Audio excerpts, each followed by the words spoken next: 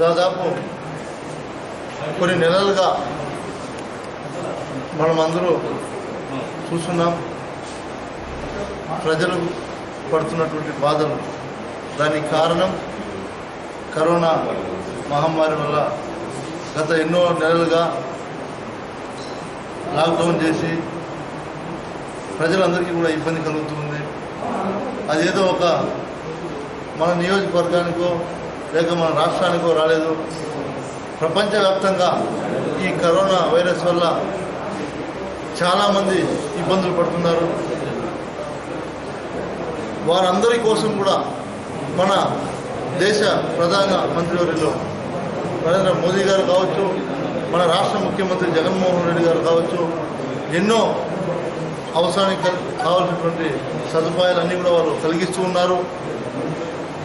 అదేవిధంగా రాష్ట్రంలో ఉన్నటువంటి శాసనసభ్యులు కావచ్చు, మంత్రులు కావచ్చు, ఆయా గ్రామాల్లో ఉన్నటువంటి నాయకులు కావచ్చు, వారికి తోచిన విధంగా అందరూ కూడా ప్రజలకు సహాయం చేస్తూ అందరూ కూడా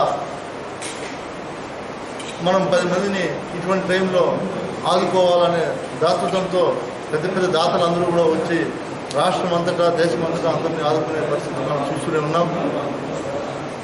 ఇలాంటి పరిస్థితుల్లో మనం మన ముఖ్యమంత్రి గురించి గొప్పగా చెప్పుకోవాలి. ఎందుకంటే గతంలో ముఖ్యమంత్రుల పనితీరు కూడా మనం చూసాం.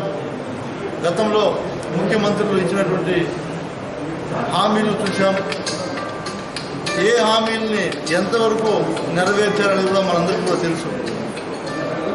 కానీ ఈనాటి ముఖ్యమంత్రి జగన్మోహన్ రెడ్డి గారు ఏదైతే ఆ రోజు మహిళల పట్ల డోక్రా రుణాల గురించి మాట్లాడారో మనం అందరూ కూడా చూసాం ఎన్నికల ముందర. ఆ మాటకు కట్టుబడి మన ముఖ్యమంత్రి జగన్మోహన్ రెడ్డి గారు గతంలో కూడా 0 వడ్డీ రుణాలు ఇవ్వడం జరిగింది. ఇప్పుడు కూడా మళ్ళీ ఇలాంటి క్లిష్ట పరిస్థితుల్లో మనం అందరూ ఆలోచించాల్సిన విషయం, దాదాపు 96,40,000 మందికి, అంటే దాదాపు 96,40,000 మంది అంటే దగ్గర 1 కోటి మంది లెక్కేసుకోవాలి మనం. 1,400 కోట్ల రూపాయలని ఇటువంటి పరిస్థితిలో కూడా ప్రతి అక్క చెల్లెమ్మ ఎంతో కష్టపడుతున్నారు, వాళ్ళ ఇంట్లో పరిస్థితులు బాగుండవు అనే ఒక ఆలోచనతో, గొప్ప ఆలోచనతో రాష్ట్ర ముఖ్యమంత్రి వర్యులు ఏదైతే 0 వడ్డీ రుణాలు ఇస్తానని చెప్పారో దాంట్లో భాగంగా ఈరోజు రాష్ట్రం అంతటా ఈ 96,40,000 మందికి 1,400 కోట్లను ఈరోజు విడుదల చేసి నేరుగా వాళ్ళ అకౌంట్లోకి వేయడం నిజంగా హ్యాట్సప్ సీఎం గారికి కూడా మనం అందరూ కూడా థ్యాంక్స్ చెప్పాలని నేను కోరుకుంటున్నాను. ఎందుకంటే ఇలాంటి పరిస్థితుల్లో ఎవరు కూడా, ఎందుకంటే ఈ నిధులుంటే వేరే దానికైనా వాడుకోవచ్చు అనుకుంటారు, కానీ అన్నీ చేస్తూ కూడా మన ముఖ్యమంత్రి గారు ఏదైతే మహిళలకు ఇచ్చామో మాట, ఆ మాట మనం నిలబెట్టుకోవాలనే ఒక దృఢ సంకల్పంతో ఆయన ముందుకు వెళ్తున్నాడు. కాబట్టి ఆయన్ని మీరు అందరూ కూడా ఆదరించాలని కోరుకుంటా ఉన్న మహిళలందరినీ కూడా నేను తెలియజేస్తూ, ఇక్కడ విచ్చేసినటువంటి మీడియా సోదరులందరికీ కూడా నేను ధన్యవాదాలు తెలియజేస్తున్నాను.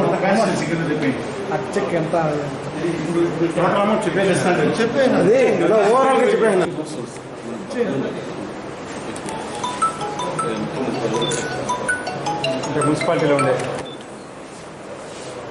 మీరందరూ చూస్తున్నారు, రాష్ట్ర వ్యాప్తంగా ముఖ్యమంత్రి ఆదేశాల మేరకు ప్రతి కుటుంబానికి కూడా మాస్కులు పంపిణీ, అంటే ఒక్కొక్క వ్యక్తికి 3 మాస్కులు ఇవ్వమని ఆదేశాలు జారీ చేశారు. ఆ తరుణంలోనే అందరూ మున్సిపాలిటీలో ఉన్నటువంటి కమిషనర్ గారు కావచ్చు, మండలాల్లో ఉన్నటువంటి ఎండిఓలు కావచ్చు, అందరూ కూడా ఈ కార్యక్రమాన్ని చేపట్టారు. ఖచ్చితంగా ఈ 1-2 రోజుల్లో మీ ఇంట్లోకి వాలంటీర్ ద్వారా ఖచ్చితంగా ఇవన్నీ కూడా అందుతాయని కూడా మీకు తెలియజేస్తున్నాం. అందరూ కూడా ఇళ్లలోనే ఉండండి. మన ప్రభుత్వం ఏ నిర్ణయం తీసుకుంటే దానికి కట్టుబడి మనం అందరూ కూడా ఉండాలని కూడా నేను మిమ్మల్ని కోరుకుంటా ఉన్నాను, ప్రజలందరినీ కూడా.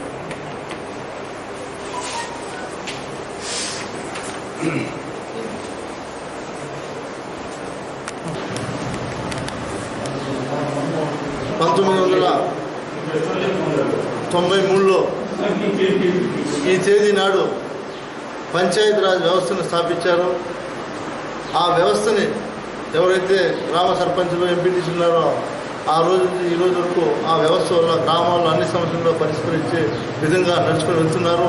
ఇప్పటి పంచాయతీరాజ్ మంత్రివర్యులు ఆధ్వర్యంలో పెద్దిరెడ్డి రామచంద్రారెడ్డి గారి ఆధ్వర్యంలో మన ముఖ్యమంత్రి ఆదేశాల మేరకు ప్రతి గ్రామంలోన సచివాలయాల వ్యవస్థను తీసుకొచ్చి ఆ సచివాలయాల నుంచి నేరుగా ప్రజలకు ఏదైనా సమస్యలున్నా పరిపాలన అక్కడి నుంచి అందించే వ్యవస్థను తీసుకొచ్చారు. కాబట్టి వాళ్ళందరికీ కూడా ధన్యవాదాలు తెలియజేస్తున్నాను.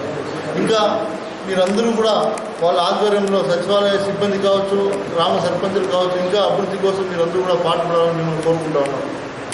బియ్యం ఉచితంగా ఇచ్చారు. ఇప్పుడు ఈ డబ్బు ఒకటి అది గుర్తుపెట్టుకోవాలి. మీరందరూ కూడా ఈ రాష్ట్ర ప్రభుత్వం చేస్తున్న సహాయాన్ని మీరందరూ కూడా ప్రతి ఒక్క సభ్యులు 13,000 మంది ఉన్నారు ఇక్కడ, అందరం తీసుకెళ్ళాలా ఆ మెసేజ్ మాత్రం.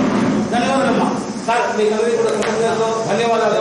ఈ గౌరవ శాసనసభ్యులు గారికి, ప్రజాప్రతినిధులకు, మహిళా సభ్యులకు, పత్రికా విలేకరులకు, పోలీస్ శాఖ, ముఖ్యంగా పోలీస్ శాఖకు సార్ మేము ఎంతో కష్టపడి ఈ ప్రోగ్రాం సిఈ గారు చక్కటి ప్రణాళిక తీసుకొచ్చారు.